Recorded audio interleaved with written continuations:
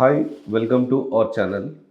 APCC అధ్యక్షురాలు షర్మిల రేపు ఢిల్లీలోని జంతర్ మంతర్లో దీక్ష చేయబోతుందట.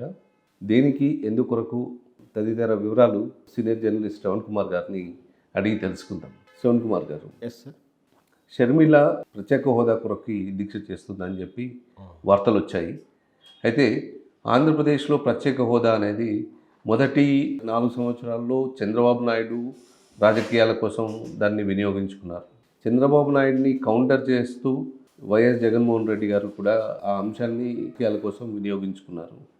ఇప్పుడు షర్మిల మళ్ళీ కొత్తగా ఆ ప్రత్యేక హోదా అనే అంశాన్ని వినియోగించుకోవడానికి సిద్ధమైనట్టు తెలుస్తుంది. అయితే రేపు రాబోయే ఎన్నికల్లో ఈ ప్రత్యేక హోదా ప్రభావం, అదేవిధంగా షర్మిల ప్రభావం ఎంత మేరకు ఉండబోతుంది ఆంధ్రప్రదేశ్ రాజకీయాల్లో? ఆంధ్ర రాజధాని గత 75 సంవత్సరాలు అనుకో, సుమారు 70-80 సంవత్సరాల నుంచి రాజధాని సరిగ్గా లేకుండా ఎప్పటికి కూడా వాళ్ళు సంఘర్షణకు లోనవుతున్నారు, ఇబ్బంది పడుతున్నారు. ఆనాడు మద్రాసు ఉమ్మడి రాష్ట్రంలో ఉన్నప్పుడు క్యాపిటల్ కోసం పోరాడారు. అదే అనూహ్య పరిణామ ప్రకారం ఒక ప్రయారిటీ భాషా ప్రాతిపదికంగా బయటికి వెళ్ళాలి, మేము ఆంధ్రులము, మాకు రాజ్యం, చెన్నై కూడా మాది అంటూ వాళ్ళు అక్కడ పోరాడితే ఆడనటువంటి ఆ రాజకీయ పరిస్థితులకు వచ్చు, లేదా ఏదో ఒక కారణంతో అయితే మద్రాసు కాదు మీది వెళ్ళండి అంటూ ఆంధ్రప్రదేశ్కి ఏర్పాటు చేసి కర్నూలు రాజధానికి ఏర్పాటు చేశారు. అది 3 నెలల ముచ్చటగా ఏర్పడి హైదరాబాద్ రాజధానిగా మెర్జ్ కాబడి ఆంధ్రప్రదేశ్గా ఏర్పడింది. అది ఆంధ్ర రాష్ట్రం ఇప్పుడు మెర్జ్ అయినప్పుడు ఆంధ్రప్రదేశ్ అయింది. మళ్ళీ ఇక్కడ తెలంగాణ ఏర్పడుతాడు, మళ్ళీ వెళ్ళారు, మళ్ళీ క్యాపిటల్ ప్రాబ్లం. మొదటి అవకాశం చంద్రబాబు నాయుడుకి వచ్చింది కాబట్టి ఆయన అభిష్టం మేరకు ఆయనకి ఇష్టం ఉన్నట్టు సరే ఏదో రిపోర్ట్స్ ఇచ్చాయని చెప్పి ఏ రిపోర్ట్స్లో ఏం రాయాలో ఆయన చెప్తే రాస్తారు. ఆ విషయాలన్నీ కూడా చర్చనీయాంశం కాదు ఇప్పుడు. సో అమరావతి రాజధానిగా ప్రకటించడం జరిగింది. అది ఇప్పటికీ సమస్యగానే ఉంది. అవును. దాంతోపాటు ఈ ఏర్పాటు ఆంధ్రప్రదేశ్ విభజన ఏర్పడినప్పుడు తెలంగాణ ఏర్పాటు చేస్తూ రకరకాలుగా, ఎందుకంటే ఆంధ్రప్రదేశ్ క్యాపిటల్గా ఉన్నటువంటి హైదరాబాదు ఎక్కువ ఆర్థిక వనరులకు సృష్టించగలిగినటువంటి ఆదాయం ఉన్నటువంటి సోర్స్ ఉన్నటువంటి హైదరాబాద్ కోల్పోతున్నందుకును, వనరుల లేమితోని ఆదాయం లేమితో కానీ రకరకాల కారణాలతో ఆంధ్రప్రదేశ్ ఏర్పడగానే స్పెషల్ స్టేటస్ ఇచ్చేస్తామని ఆనాడు ఉన్నటువంటి కాంగ్రెస్ ప్రభుత్వం హామీ ఇచ్చింది. ఇవ్వడానికి, ఇప్పించడానికి మరి అదే భారతీయ జనతా పార్టీ కారణమైంది. 10 ఏళ్ళ స్టేటస్ ఇప్పిస్తామనడం. కానీ అనూహ్యంగా కాంగ్రెస్ ప్రభుత్వం రాకపోవడం, భారతీయ జనతా పార్టీ రావడం, నరేంద్ర మోడీ ప్రధానమంత్రి అవడం, ఇప్పుడు నరేంద్ర మోడీ గారు ఆయన పాలసీ ప్రకారం స్పెషల్ స్టేటస్ విధానాన్ని ఎత్తివేయడం జరిగింది. ఎందుకు మరి ఆయన పాలసీస్ కొన్ని విచిత్రంగానే ఉంటాయి, కొన్ని అర్ధరహితంగా కూడా ఉంటాయి. అయితే ఇక్కడ ఒక రకంగా చెప్పాలంటే మోడీ గారు ఎత్తివేయడం కంటే ముందు చంద్రబాబు నాయుడు కూడా ప్రజల్ని కొద్దిగా డైవర్ట్ చేసినట్టుగా జరిగినాయి ఆ మధ్యలో పొలిటిక్స్.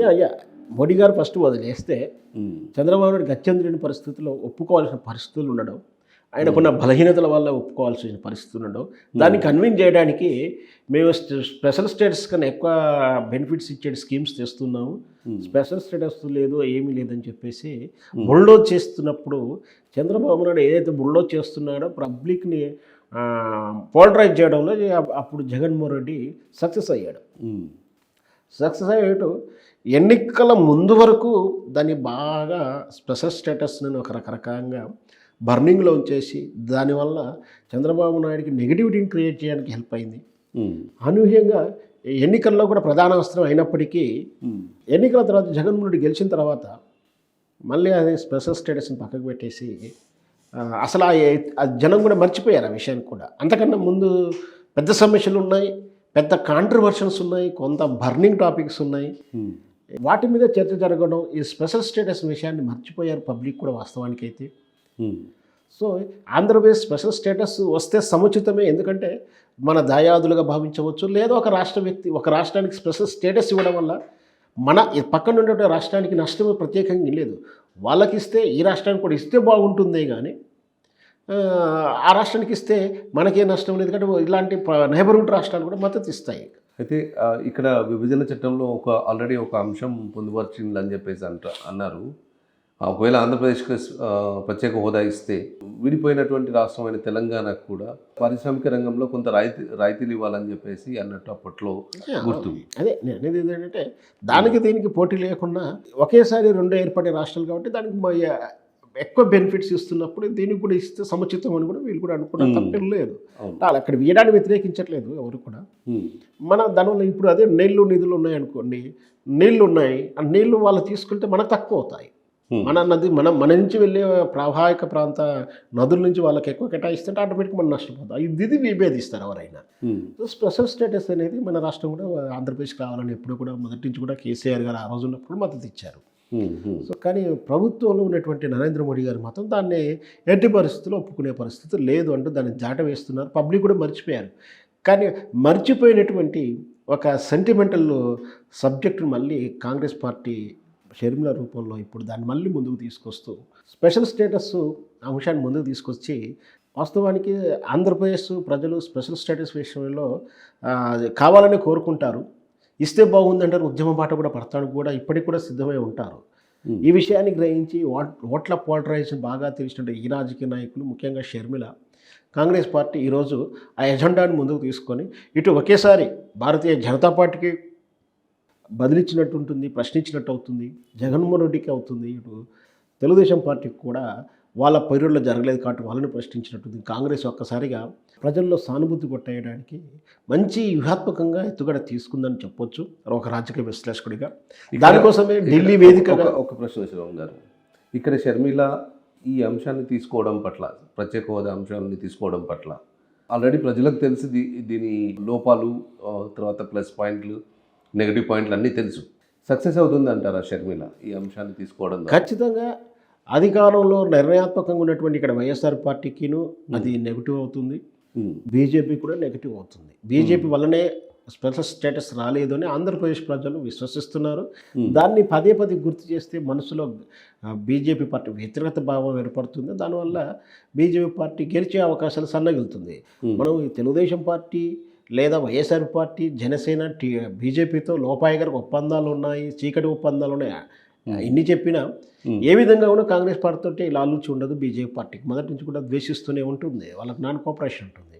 ఇట్లా ఆ విషయాన్ని కాంగ్రెస్ పార్టీ ప్రధాన ఎజెండాగా తీసుకున్నప్పుడు ఖచ్చితంగా బీజేపీ పార్టీకి నష్టాన్ని చేకూరుస్తుంది. ఆ నష్టం వల్ల బీజేపీ పార్టీ గొప్పగా ఒరిగిపోయే నష్టమే ఉండదు. ఎందుకంటే అది గెలిచే పార్టీ కాదు కాబట్టి ఓట్లలో శాతం తగ్గుతుందేమో కానీ దాన్ని ఐడెంటిఫికేషన్ చేయలేము. కాకపోతే 60 సీట్లు గెలిచే కాడ 10 సీట్లు గెలుస్తాయని కూడా చెప్పడానికి లేదు. ఎందుకంటే వాళ్ళు 4 సీట్లు కూడా పోటీ చేస్తారా, 5 సీట్లు పోటీ చేస్తారా కూడా తెలియని పరిస్థితి ఉంది. నాయకులే లేరు వాళ్ళకు. ఓటు శాతం చూస్తే 2% నుంచి 1%, 1.5% అవుతుండదు. బట్ టోటల్గా ఒకవేళ కలిసి వచ్చే అంశం అయితే ఇక్కడ ఉన్నటువంటి ఎంపీ స్థానాలు అవన్నీ కూడా వాళ్ళకి కలిసి వచ్చే అంశాలుగా మారుతాయి. కానీ బీజేపీకి ఓట్ల శాతం తక్కువ ఉన్నా కూడా నష్టాన్ని అయితే చేకూరుస్తుంది. ఆ మిత్రపక్షమైనటువంటి జనసేన పార్టీకి నష్టమే.